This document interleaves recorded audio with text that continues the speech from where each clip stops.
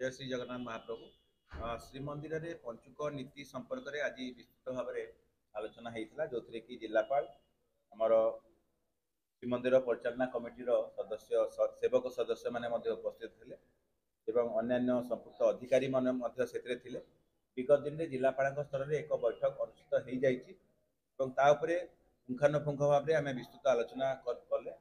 जहाँ निष्पत्ति ग्रहण कर पूर्व जिलापाल आपको सूचना देते किंतु समस्त सेवक मान सागर आम आउ थे आलोचना कलु एवं अन्य अधिकारी कमांडर सुपरभाइजर आम नीति संपृक्त अधिकारी मान सागर भी आम आलोचना कले महाप्रभुंर नीतिकांति उपर सर्वाधिक गुरुत्व आम दे आसछे श्रीमंदिर प्रशासन तरफ चलित वर्ष पंचुक दिन मानक महाप्रभुंर नीतिकांति सुपरिचालना केमती हो पार समस्ते गुरुत्व कले पंचुक जदिव एथर 5 दिन न 4 दिन हो जानते चलित वर्ष कार्तिक शुक्ल द्वादशी क्षय होती तेणु महाप्रभुंर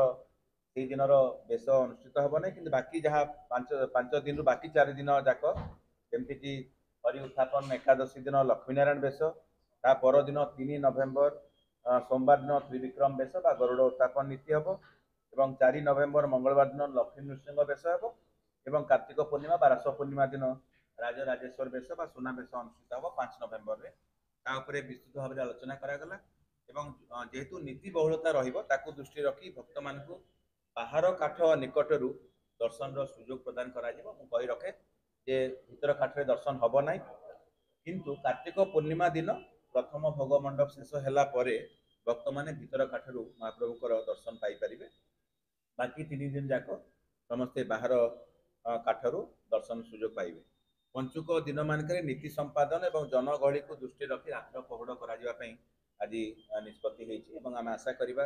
महाप्रभु